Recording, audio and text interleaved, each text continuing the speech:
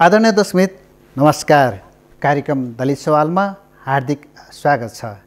कार्यक्रम दलित सवाल नेपाली समाजको कलङ्क जातीय विभेद अन्त्य गर्नको लागि एक वैचारिक अभियान हो। यस कार्यक्रममा हामी विशेष गरेर दलित समुदायको सामाजिक न्यायको सवालमा विशेष चर्चा गर्ने गर्दछौँ। आज हामी संविधान दिवसको सन्दर्भमा संविधान कार्यान्वयनको 8 वर्ष र दलित समुदायको सामाजिक न्यायको सवाल सम्बन्धमा छलफल गर्न गइरहेका छौँ। त यस विषयमा छलफल गर्न आज हामीसँग स्टुडियोमा हुनुहुन्छ संविधान सभा सदस्य कमला विश्वकर्मा र वरिष्ठ अधिवक्ता दिनेश त्रिपाठीज्यू। आउनुहोस् उहाँहरूसँग छलफललाई अगाडि बढाउँ। कार्यक्रममा यहाँहरू दुवैजनालाई हार्दिक स्वागत छ। धन्यवाद। वास्तवमा आज यो संविधान दिवस हैन, संविधान लागू भएको आज 8 वर्ष पुगिसकेका छ। यसै त सर्वप्रथम हाम्रो वरिष्ठ अधिवक्ता संविधानविद दिनेश त्रिपाठीज्यूलाई अनुरोध गर्न चाहन्छु। वास्तवमा यो संविधानको मौलिक हक किन आवश्यक छ र दलित समुदायको मौलिक हकलाई यहाँले कसरी हेर्नु भएको छ, संक्षेपमा राख्नु अनि अरू विषयमा जाउँला। अब पहिलो कुरा, कुनै पनि संविधानको मौलिक हक भनेको त्यो संविधानको मुटु र आत्मा हो भनिन्छ, heart and soul of the constitution. किनभने राज्यको पहिलो कर्तव्य नै के हो भने नागरिकहरूको अधिकार र स्वतन्त्रतालाई प्रत्याभूत गर्नु हो। त्यसकारण first duty of the state. अब यसकारण के हो भने अब मौलिक हक किन राखिन्छ भने अब अरू कानुनी हकलाई चाहिँ सामान्य चाहिँ एउटा कानुनद्वारा विधायिकाले संशोधन गर्न सक्छ, तर मौलिक हकमा राखिसकेपछि के हुन्छ भने संविधानको एउटा अभिन्न अङ्ग हो र संविधान संशोधन गर्न गाह्रो हुन्छ। त्यसकारण नागरिक अधिकार र स्वतन्त्रताको कुरालाई राज्यले उच्च प्राथमिकता दिनुपर्ने हुनाले यसलाई चाहिँ मौलिक हक च्याप्टरमा राखिन्छ। त्यो भनेको चाहिँ यो अनटचेबल हो, त्यो छुन नसकिने, अरू कुनै कानुनद्वारा संविधान चाहिँ संशोधन हुन सक्दैन। त्यसकारण के छ भने यो beyond the rich of the parliament राखिएको हुन्छ। दलितहरूको अधिकारको प्रश्न अब अहिलेको संविधानको एउटा महत्त्वपूर्ण प्रश्न हो, किनभने यो संविधान एउटा शान्ति प्रक्रियाको एउटा उपज हो। हिजो समाजमा द्वन्द्व भयो, कन्फ्लिक्टमा गयो नेसन। किन गयो भन्दाखेरि त्यहाँ सामाजिक विभेद थियो, अन्याय थियो, एउटा जनसङ्ख्याको धेरै ठुलो हिस्साहरूलाई एउटा चाहिँ मार्जिनलाइज गरिएको थियो र त्यसकारण के हो भने यो समाज द्वन्द्वमा गयो। दलितमाथि गरिने भेदभाव यो समग्र एउटा राष्ट्रको समस्या हो। यो खालि दलितहरूको मात्र समस्या होइन, यसलाई एउटा नेसनल एउटा इस्युजको रूपमा यसलाई लिनुपर्छ। त्यसकारण के हो भने अब यसलाई मौलिक हकमा शीर्षक अन्तर्गत अहिले दलितहरूको बारेमा 2टा धारा छ प्रमुख रूपमा। त्यो चाहिँ समावेश गरिनु आफैमा सकारात्मक हो, त्यो चाहिँ समावेश चाहिँ गरिएको छ। अब तर समस्या के भइदियो भने अब संवैधानिक प्रावधानहरू अब स्ट्रङ नै छन्। मेन चाहिँ संविधानको एउटा ब्युटी भनेको त्यसको कारण हो। विशेष गरी यो दलित समुदायको लागि डबल मौलिक हक, दोहोरो मौलिक हक छ भनेर अधिकारकर्मीहरूको गुनासो छ हैन। भन्दा यहाँलाई के लाग्छ, किन दलित समुदायको लागि 2टा जस्तो धारा 24 र धारा 40 किन राख्न आवश्यक ठान्नुभयो? त्यो दोहोरो भन्ने चाहिँ यसलाई मिल्दैन। त्यसमा यसलाई त के छ भने यसलाई हामीले सकारात्मक रूपमा लिनुपर्छ किनभने यस्तो हो, दलित समुदायमाथि व्यापक थिचोमिचो पनि भएको छ, ऐतिहासिक अन्याय भएको छ। त्यो ऐतिहासिक अन्यायलाई अब क्षतिपूर्ति पनि गर्ने बेला हो। त्यसकारण एउटा चाहिँ अब छुवाछुत सम्बन्धी, किनभने त्यो एउटा धारामा राखिएको छ भने अरू सामाजिक न्यायको कुराहरूमा, समानुपातिक प्रतिनिधित्वको कुरामा यो चाहिँ अर्को धारा राखिएको छ। यसलाई चाहिँ यो चाहिँ एउटा सकारात्मक कुरा हो। यसबाट एउटा चाहिँ संविधान सभाले एउटा आफ्नो प्रतिबद्धता व्यक्त गरेको छ। संविधान सभा सदस्य कमला विश्वकर्माज्यू हैन, यहाँ अब यो संविधान निर्माणको संविधान सभाको सदस्य पनि भएको हुनाले यो एउटा त संसद संविधान सभामा यो दलित सवालमा कस्तो खालको बहस भयो, यो संविधानको अलग्गै हैन अरू धाराले पनि गर्न सक्थ्यो, दलितको लागि अलग्गै धारा राख्ने किन आवश्यक भयो? संविधान सभाको म्यान्डेट के थियो? संविधानमै किन धारा अलग राख्नु पर्यो र दलितको हकको बारेमा भन्ने कुरा छ। त्यसमा चाहिँ अब अहिलेसम्म सदियोदेखि पछाडि पारेको समुदाय जो दलित समुदाय हो, त्यसको लागि छुट्टै धाराको व्यवस्था नगरेसम्म उनीहरूको मुक्ति हुँदैन भन्ने किसिमको एक खालको बहस भयो। र अर्को चाहिँ विविध विविधताको देश भएका कारणले दलित, महिला, सीमान्तकृत, पछाडि पारिएको समुदाय भनेर जुन संविधानको प्रस्तावनामै सबै समुदायको समावेशीकरण र समानुपातिक प्रतिनिधित्व भनेको छ, त्यसको आधारमा त्यो जुन संविधान बनाउने क्रममा सुझावसहित जुन संविधानको बेलामा जुन सुझावहरू आए त्यसको आधारमा पनि यो कुराहरू आयो। र जति बेला त्यहाँ बहस हुँदाखेरि दलित समुदायको जुन पहिलो संविधानमा 50 जना हुनुहुन्थ्यो भने दोस्रोमा 41 जना दलित समुदायको सांसदहरू हुनुभयो। र जुन त्यति बेला हामीले एउटा दलित समुदायको संविधान सभाका लागि दलित समुदाय समन्वय समिति चाहिँ बनाएर हामीले एउटै मुद्दा जुनसुकै पार्टीको भए तापनि हामी दलितको बारेमा एउटै मुद्दा बनाएर हामीले त्यहाँ छलफल गऱ्यौँ र हामी बोल्ने कुरामा पनि त्यसरी बहस गऱ्यौँ। र अर्को कुरा जुन दलित समुदायकै लागि जो दलित आयोग चाहिँ किन संवैधानिक हुनु पर्यो त भन्ने विषयमा पनि छलफल नभएको होइन र समितिमा पनि छलफल भयो। र त्यस विषयमा जति बेला महिला आयोग छ अनि समावेशी आयोग छ, मानवाधिकार आयोग छ भनेर विभिन्न आयोगको नामहरू लियो, तर त्यति बेला दलित आयोग र महिला आयोगलाई किन संवैधानिक बनाउने त र जुन महिला आयोग बनाए पुग्छ नि त भन्ने थियो भने दलित आयोग भनेको दलितको छुट्टै विषयमा छलफल गर्ने र उनीहरूको अधिकार सुनिश्चित गर्नको लागि बनाएको एउटा आयोग हो। त्यसलाई चाहिँ संवैधानिक नबनाएसम्म यता महिला आयोग चाहिँ महिलाको लागि भनेर छुट्याइएको छ भने त्यो चाहिँ दलित आयोग विशेष गरेर दलित समुदायकै लागि, दलित समुदायको न्यायका लागि र दलित समुदायको पक्षमा काम गर्नको लागि बनाएको आयोग हुनाले त्यसमा विभिन्न चरणमा धेरै बहसहरू भए र जुन बहसका कारण हामीले यो धाराहरू छुट्टै नराखेसम्म त्यो चाहिँ संविधानमा नभएसम्म चाहिँ त्यो कार्यान्वयन पनि हुँदैन, कानुन पनि बन्दैन भन्ने हिसाबले चाहिँ हामीले त्यो छुट्टै धारा चाहिँ व्यवस्थापन गरेका हौँ। अब संविधान कार्यान्वयनको आज 8 वर्ष त पुगिसक्यो होइन, कार्यान्वयनमा कस्तो देख्नु छ दलित समुदाय जुन मौलिक हक संविधान उल्लेख भएको छन् त्यो कार्यान्वयन गर्दाखेरि कहाँ असल अभ्यास भएको छन् अनि कहाँ कार्यान्वयनमा चुनौती छन्, के लाग्छ यहाँलाई? कार्यान्वयनको अभ्यास भनेको त मलाई लाग्छ अब मेरो विचारमा सुरुवातै भएको छैन जस्तो लाग्छ, किनभने केही मात्रामा अलिकति देखाए जस्तो पनि छ तर त्यो पूर्ण रूपमा कार्यान्वयन हुन सकेको अवस्था छैन। जबकि मौलिक हकलाई कानुन नबनाइकन कार्यान्वयन गर्ने 3 वर्षभित्रमा भनेर उल्लेख गरिए तापनि तर त्यो अहिले अधिवक्ताज्यूहरूले पनि भन्दै गर्नुहुन्छ कि मौलिक हक चाहिँ स्वतः कार्यान्वयन हुने कुरालाई पनि अहिलेसम्म कानुन बनाउन पनि चासो लिएन, तर कानुन नबनाइकन कार्यान्वयन हुने कुरालाई पनि कार्यान्वयन गरिएन। जुन कानुन नीति मात्रै भएर पुग्दैन, नियत पनि राम्रो हुनुपर्छ भन्ने चाहिँ हामीलाई लागेको छ। जस्तो जनप्रतिनिधिको कुरा छ नि होइन, जस्तो स्थानीय तहमा लगभग 6563 दलित महिला सुनिश्चित भएको भन्ने कुरा आएको छ, अनि प्रदेश सभामा प्रतिनिधित्व भएको छ, सङ्घीय संसदमा र राष्ट्रिय सभामा पनि दलित समुदायको प्रतिनिधित्व भएको छ।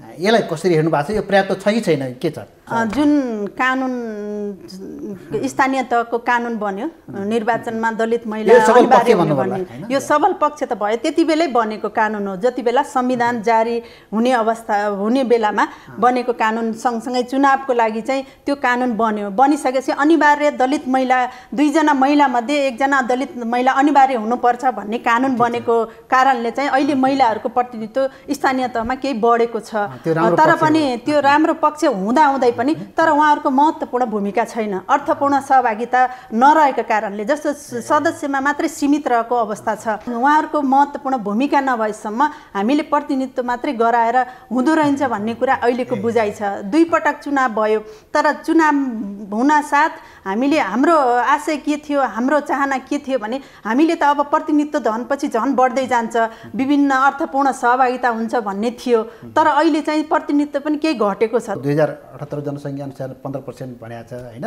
भनेपछि अब त्यो तपाईँको प्रदेश सभामा र सङ्घीय संसदमा पनि लगभग 5% मात्रै प्रतिनिधित्व छ, प्रतिनिधित्व पर्याप्त छैन भनेपछि अब तपाईँको विचारमा मौलिक हक कार्यान्वयनमा चुनौती कहाँनिर छन् त? के कुरामा चुनौती जस्तो लाग्छ, अवरोधहरू के जस्तो लाग्छ मुद्दाहरूमा भन्नु पर्यो भने? मौलिक हक त कानुन नबनाइकन पनि त्यो स्वतः लागू हुने भन्ने छ होइन, तर त्यो लागू नहुने त्यो एउटा आफैमा चुनौती छ। त्यो अहिलेसम्म पनि 8 वर्ष पुग्दाखेरि पनि त्यो चाहिँ लागू हुन नसक्नु त्यो आफैमा चुनौती छ।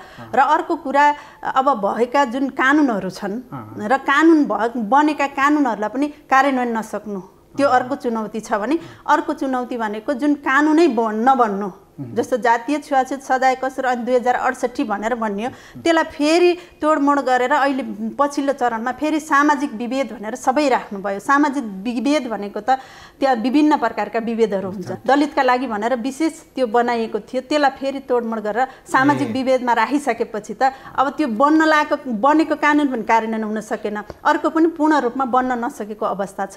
कानुन नबन्नाले अहिले देशमा विभिन्न दलित समुदायमाथि विभिन्न जातीय छुवाछुतका घटनाहरू घटेका छन्। त्यसले गर्दा दलित समुदायको अवस्था, दलित समुदायलाई यो संविधानले के दियो र दलित समुदाय हामीले के पायौँ र चुनौती कहाँनिर छ भन्ने त यो कार्यान्वयन नै नभएको कारणले यो चुनौती नै चुनौती छ। अब यहाँले अब दलित समुदायको सामाजिक न्याय पक्षमा लामो समयदेखि भूमिका खेल्दै आउनु भएको छ।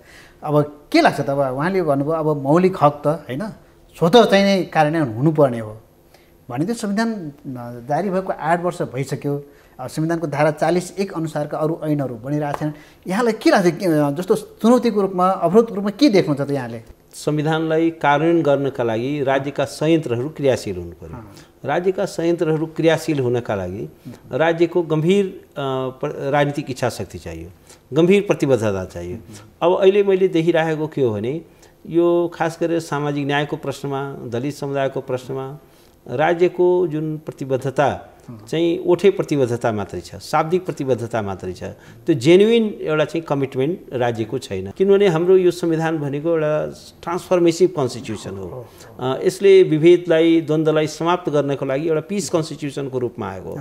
जेन्युइन पिस हुनका लागि के हुनु पर्यो भन्दाखेरि सामाजिक भेदभाव, विभेद, जातीय छुवाछुत सबै समाप्त हुनु पर्यो र एउटा न्यायपूर्ण सामाजिक ढाँचा, एउटा जस्ट सोसल अर्डर चाहियो। हामी पोलिटिकल डेमोक्रेसीको कुरा गर्छौँ। पोलिटिकल डेमोक्रेसी त्यो अधुरो छ जबसम्म यो सोशल डेमोक्रेसी हुँदैन, सोसाइटल ट्रान्सफर्मेसन हुँदैन, सामाजिक न्याय हुँदैन, सामाजिक लोकतन्त्र हुँदैन, तबसम्म राजनीतिक लोकतन्त्र त्यो ओर्केबल हुँदैन। यो सामाजिक न्याय भन्नाले के होला त? दलित समुदायकोलाई के बुझ्ने, यो अलिक जनरल भेगमा आउँछ। यहाँको विचारमा दलित समुदायको सामाजिक न्याय भनेर के कुरा सुनिश्चित हुनुपर्ने हो? अनि पहिलो कुरा त दलितहरूमाथि, समुदायमाथि हुने जुन भेदभाव हो, त्यो भेदभावको कम्प्लिट इलिमिनेसन हुनु पर्यो, निर्मूलनै हुनु पर्यो। कहीँ कतैबाट पनि भेदभाव हुन सक्दैन। लोकतन्त्र र भेदभाव सँगै जान सक्दैन। त्यस कारण भेदभावको समाप्ति।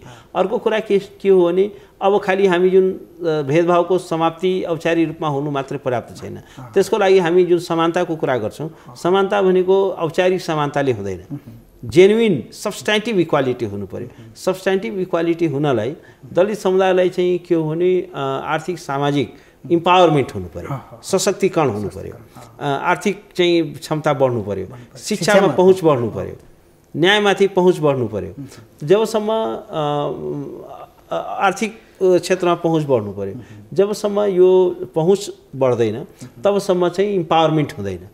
जबसम्म इम्पावरमेन्ट हुँदैन तबसम्म सामाजिक न्याय सम्भव छैन। सबभन्दा एउटा मैले ल्याकिङ भएको कुरा के हो भने एउटा गम्भीर प्रतिबद्धताको चाहिँ अभाव छ।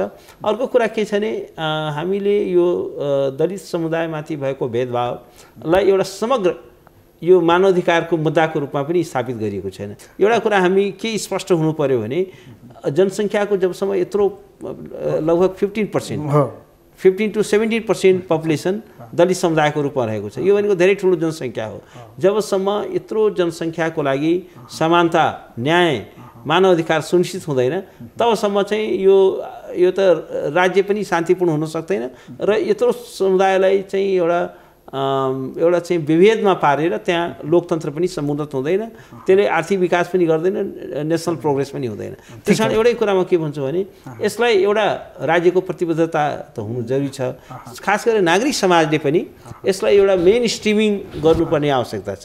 जस्तो संविधानको मौलिक हकलाई ऐनले काटिरहेको छ हैन, ऐनलाई चाहिँ नियमले काटिरहेको छ, नियमले निर्देशिकाले काटिरहेको छ। यो सिद्धान्त त किन यति गलत काम भइरहेछ? अब संविधान त एउटा चाहिँ जनआन्दोलनको राप र तापमा लेखियो। त्यो बेला चाहिँ के छ भने जुन पोलिटिकल क्लाइमेट थियो त्यसले चाहिँ त्यो लेख्नै पर्ने एउटा बाध्यता थियो। तर त्यसपछि के हो भने अब अहिले चाहिँ अब त्यो आन्दोलनको राप र ताप पनि सिद्धियो। अब के छ भने होर यो प्रक्रियामाथि चाहिँ ब्युरोक्रेसी हावी भयो। त्यसकारण संविधानको जुन पावरका साथ संविधान लेखिएको छ त्यो कुरा ऐनमा रिफ्लेक्ट हुँदैन, अत्यन्त कमजोर रूपमा आएको हुन्छ।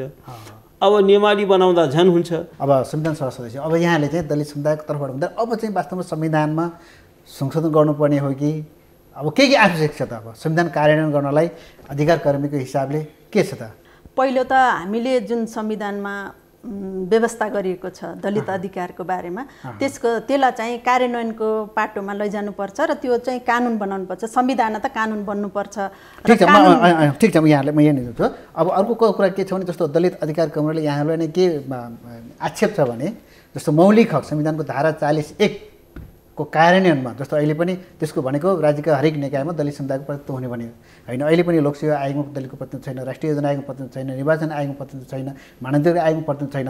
तर पनि दलित अधिकार कर्मीहरू मौन भए भन्ने गुनासो छ, आरोप छ। के भन्नुहुन्छ? यो आरोप भन्दा पनि हामीले चाहिँ के दलहरूको कमजोरी हो कि अथवा के हो? एउटा त राज्यको दायित्व हो होइन। राज्यले त्यो किसिमको जुन संविधान त समावेशी समानुपातिक प्रतिनिधित्व भनेको छ होइन, त्यसमा चाहिँ त्यतातिर जानु पर्थ्यो। तर राज्य मैले पहिला भन्दा त राज्यको दायित्व हो, त्यो राज्यले गर्नुपर्ने हो, त्यो राज्यले गरेन। किनभने जुन अहिले समावेशी आयोगको कुरा छ, समावेशी आयोगमा पनि दलित समुदायको प्रतिनिधित्व छैन होइन। खालि दलित आयोगमा बाहेक अरूमा त्यति देखिएको छैन। तर पनि अहिले आएर हेर्दाखेरि अब गर्नको लागि चाहिँ अब एउटा त दलित समुदायको अनिवार्य प्रतिनिधित्व नहुँदासम्म र बाध्यकारी कानुन नबन्दासम्म त्यो नहुने भयो। अर्को चाहिँ जस्तो जुन दलित समुदायलाई सशक्तिकरणका कुराहरू भन्ने छ त्यो बजेटमै सुरक्षित गरेर आउनुपर्छ, बजेटमै बिस्तारै त्यो बजेटलाई व्यवस्थितै गर्नुपर्छ। र अर्को कुरा जस्तो अहिले जति लक्षित वर्गको लागि भनेर स्थानीय तहहरूमा बजेट गएको छ त्यो बजेट पनि कार्यान्वयन हुन सके छैन। जस्तो लक्षित वर्गलाई भनेको छ तर त्यो सामाजिक सशक्तिकरणको लागि चाहिँ बजेट त्यसरी राखिएको छ। त्यसले गर्दाखेरि अधिकार कर्मीलाई आरोप भन्दा पनि राज्यले अब गर्नुपर्ने कुराहरू चाहिँ दलित समुदायको लागि व्यवस्था भएको जुन संविधानमा व्यवस्था भएको कुराहरू छ त्यसलाई चाहिँ कार्यान्वयन गर्नुपर्छ। एक अर्को चाहिँ जुन जुन ठाउँमा नियुक्ति गर्नुपर्ने हो, जुन जुन ठाउँमा लोकसेवा आयोगदेखि सबै उसमा चाहिँ व्यवस्था गरेको कुरालाई चाहिँ कार्यान्वयन गर्नुपर्ने हो। अहिले हेर्दाखेरि तपाईँ जुन संविधानको कुरा गरिरहँदाखेरि संविधानमा जुन व्यवस्था गर्ने भनेर आयो तर त्यो व्यवस्थालाई उल्टो तरिकाले प्रयोग गरियो र दलित समुदायको लागि जुन संघीयताको कुरा आयो, स्थानीय तहमा प्रतिनिधित्वको कुरा आयो, त्यसको लागि चाहिँ दलहरूको इच्छा शक्ति पनि बढाउनु पर्यो। अर्को कुरा राज्यले त्यो व्यवस्था चाहिँ राज्यको तर्फबाट त्यो चाहिँ कार्यान्वयन गर्दै जानु पर्यो। किनभने बाध्यकारी कानुन नभएसम्म हामीले अहिले देखेको चाहिँ त्यो कार्यान्वयन हुँदैन, त्यो अधिकार सुनिश्चित हुँदैन भन्ने कुरा चाहिँ हामीले बुझेका छौँ। त्यसैले पनि त्यो राज्यको दायित्व हो। राज्यले जति कानुन बनाएको छ त्यो तल गएको छैन। अर्को राज्यले जुन दिने सेवा सुविधा हो त्यसलाई डाइरेक्ट रूपमा त्यहाँ जान सकेको छैन। त्यसले गर्दाखेरि राज्यले अब राज्यलाई चाहिँ जवाबदेही बनाउनु पर्यो र राज्य चाहिँ जिम्मेवार भएर अगाडि बढ्नु पर्यो। त्रिपाठीज्यू, अब के हो त? अब बाटो चाहिँ होइन जस्तो हाम्रो संविधानको धारा 133 मा होइन मौलिक हक उल्लङ्घन गएमा कानुनी उपचारको बाटो पनि छ र यहाँ आफैले पनि होइन दलित समुदायको मौलिक हकको सम्बन्धमा पनि धेरै रिट पनि हाल्नु भएको छ भने चाहिँ अब चाहिँ जानुपर्ने बाटो आज संविधान दिवसको सन्दर्भमा अब चाहिँ यदि शान्तपूर्ण तरिकाले संविधानलाई कार्यान्वयन गर्ने हो र देशको यो ठुलो जनशक्तिको सामाजिक न्यायको लागि काम गर्ने अब बाटो के हुनु पर्ला? अब चाहिँ जेन्युइन कमिटमेन्ट हुनु पर्यो र त्यसलाई पहिलो कुरा त के छ भने अब संविधानमा पर्याप्त बन्दोबस्त छ, त्यो संविधानको बन्दोबस्त चाहिँ अपर्याप्त छ म भन्दिनँ। कार्यान्वयनमा समस्या एक्ज्याक्टली संविधानलाई टेकेर सिरिज अफ लेजिस्लेसन आउन सक्छ, सिरिज अफ कानुन बन्न सक्छ। पहिलो कुरा त के छ भने ती कानुनहरू बनाउनु पर्यो। पहिला तीनटा चिज चाहिँदो रहेछ। पहिलो कुरा त के चाहिन्छ भने उचित कानुनी बन्दोबस्त चाहिन्छ। अब केही कानुनी बन्दोबस्तको पनि अभाव छ। जस्तो दलित समुदायमाथि यत्रो अत्याचार पनि बसिरहेछ। छुवाछुत त एउटा पार्ट हो, तर जस्तो दलितहरूको घरै जलाइएको छ, कहीँ चाहिँ गाउँ निकाला गरिएको छ, कहीँ आगो लगाइएको छ। हो एट्रोसिटी एगेन्स्ट द दलितहरूमाथिको जुन अत्याचार बढ्दैछ अहिलेसम्म हामीसँग दलितमाथि हुने अत्याचारलाई सम्बोधन गर्ने एउटा पनि कानुन छैन। त्यो एउटा इम्पोर्टेन्ट कुरा हो। किनभने अब छुवाछुत त एउटा पार्ट हो नि त। अब दलित भएकै कारणले के हो भने हत्या गरिएको छ, दलित भएकै कारणले घरमा आगो लगाइएको छ, घर भत्काइएको छ, गाउँ निकाला गरिएको छ, अरू किसिमको यातना दिएको छ। त्यसलाई सम्बोधन गर्नलाई पनि एउटा कम्प्रिहेन्सिभ ल चाहिन्छ। अर्को कुरामा के भन्छु भने जस्तो छुवाछुत ऐनमा पनि यो 3 वर्षको मात्रै सजायको व्यवस्था गरिएको छ। त्यो भन्दाखेरि त के छ भने यो बेलेबल अफेन्स जस्तो हो। 3 वर्षभन्दा बढी भयो भने बल्ल चाहिँ थुनामै बसेर कारबाही मुद्दाको कारबाही हुन्छ पूर्वपक्षको लागि। मलाई चाहिँ यो अपराधलाई नन बेलेबल बनाउनु जरुरी छ। एउटा उचित कानुनी बन्दोबस्त हुनु पर्यो र त्यो कानुनी जुन गरिएको बन्दोबस्तलाई त्यसलाई एउटा प्रभावकारी कार्यान्वयन हुनु पर्यो। जबसम्म प्रभावकारी कार्यान्वयन हुँदैन तबसम्म चाहिँ के छ भने कानुन मात्रै बनाएर संविधानमा जतिसुकै कुरा लेखेर पनि हुँदैन। अर्को कुरा म के देखिरहेको छु, सबभन्दा एउटा इम्पोर्टेन्ट कुरा के छ भने एउटा भनाइ छ, नथिङ एबाउट अस विदाउट अस। जबसम्म हाम्रो प्रतिनिधित्व हुँदैन, सहभागिता हुँदैन, सहभागिताको अधिकार चाहिँ इम्पोर्टेन्ट छ। अघि उहाँले ठिक भन्नुभयो, मिनिङफुल चाहिँ पार्टिसिपेसन हुनु पर्यो, अर्थपूर्ण सहभागिता हुनु पर्यो। तर यहाँ के गरिएको छ भने अब एउटा देखाउनको लागि पार्लियामेन्टसम्ममा चाहिँ अब त्यो ल्याइयो, तर के छ भने क्याबिनेटमा कतिजना दलित छन्, सर्वोच्च अदालतमा एउटा पनि दलित छैन, उच्च अदालतहरूमा कतिजना दलित छन्, सरकारी यो यत्रो मुद्दा बढिरहेको छ दलितहरूको, त्यसमा कतिजना सरकारी वकिल दलित छन्, कतिवटा चाहिँ सचिवहरू दलित छन्, लोकसेवा भयो, इभन मानवाधिकार आयोग हो, यी जुन निकायहरू छन् यो चाहिँ एकदम इम्पोर्टेन्ट निकायहरू हुन्। खालि दलित आयोग भनेर एउटा छुट्टै खाना छुट्याइदिने अनि अरू कहीँ दलित गर्न नपर्ने, यो खालको चाहिँ के छ भने यो सम्पूर्ण यो संवैधानिक प्रणालीलाई एउटा हास्यास्पद बनाउने काम भएको छ। किनभने संविधानको प्रियाम्बलमा नै सामाजिक न्यायको कुरा गरिएको छ, समानताको कुरा गरिएको छ। समानता भनेको अर्थपूर्ण समानता हुनु पर्यो, जेन्युइन चाहिँ इक्वालिटी हुनु पर्यो, सब्स्टान्टिभ इक्वालिटी हुनु पर्यो। जो असमान छन् उनीहरूलाई चाहिँ के छ भने विशेष बन्दोबस्त के गर्यो, संविधानको त्यो म्यान्डेट हो नि, सीमान्तकृत समुदायको लागि, दलित समुदायको लागि विशेष बन्दोबस्त गरिनेछ। त अहिलेसम्म विशेष बन्दोबस्त गर्ने के चाहिँ कानुन आयो? त्यस कारण के छ भने स्पेसल मेजर्सहरू पनि राज्यले एडप्ट गर्नु पर्यो। किनभने जुन पछाडि पारिएका समुदायहरूलाई राज्यले जबसम्म स्पेसल मेजर्सद्वारा यो इक्वलाइज गर्दैन, इक्वलाइजेसन मेजर्सको रूपमा त्यसलाई ल्याउँदैन, तबसम्म चाहिँ के छ भने एउटा सारभूत समानता चाहिँ हुन सक्दैन। र यसका लागि चाहिँ राज्यको एउटा गम्भीर राजनीतिक इच्छा शक्ति र प्रतिबद्धता आवश्यक छ। अन्तमा कमलाई के थप्नुपर्ने छ? अब यो कार्यान्वयनको लागि चाहिँ पहल गर्नुपर्ने हुन्छ होइन। अब सबैको तर्फबाट, दलित मात्रै नभएर आम नागरिकको तर्फबाट। र अर्को कुरा जुन कानुन बनेका छन् त्यसलाई चाहिँ नबनेका कानुनहरूलाई चाहिँ कानुन बनाउनको लागि चाहिँ हामीले एउटा दबाब सिर्जना गर्नुपर्छ र यो पार्लियामेन्टलाई मात्रै नभएर राज्यलाई नै त्यो गर्नु पर्यो। अनि जुन संविधानमा भनिएको छ हरेक संरचनामा प्रतिनिधित्व गराउने भने छ महिला, दलित, सबै समुदायको, तर त्यो नभएर अहिलेको निर्वाचन हेर्दाखेरि पनि होइन, अब सबै उसमा हेर्दाखेरि पनि त्यो चाहिँ देखिएको छैन।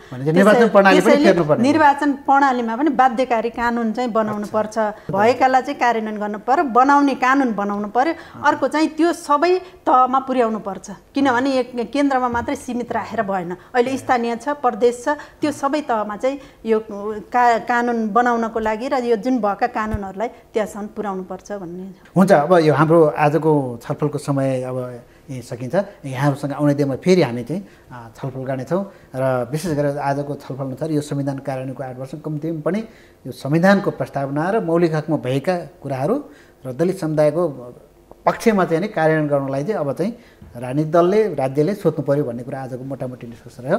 र आउने दिनमा यहाँहरूसँग फेरि पनि अरू विषयमा हामी छलफल गर्नेछौँ। आजको कार्यक्रममा दुवैजना उपस्थित भएर आफ्नो महत्त्वपूर्ण विचार राखिदिनु भयो, त्यसको लागि कार्यक्रम दलित सवालको तर्फबाट हार्दिक धन्यवाद दिन चाहन्छु। दर्शकवृन्द, आजको हाम्रो छलफल यहाँलाई कस्तो लाग्यो? आफ्नो प्रतिक्रिया अवश्य लेखी पठाउनुहोला। यस कार्यक्रमलाई नेपाल टेलिभिजनको वेबसाइट www.ntv.org.np मा लगइन गरेर हेर्न सकिन्छ। साथै मोबाइल एप्स र युट्युबमा पनि सर्च गरेर हेर्न सक्नुहुनेछ। त आगामी बुधबार दिनको 1:25 बजे हाम्रो सरकारको अर्को नयाँ विषय लिएर यहाँहरू समक्ष हामी उपस्थित हुनेछौँ। तबसम्मको लागि कार्यक्रम दलित सवालका सम्पूर्ण युनिट यहाँहरूबाट बिदा चाहन्छौँ। नमस्ते।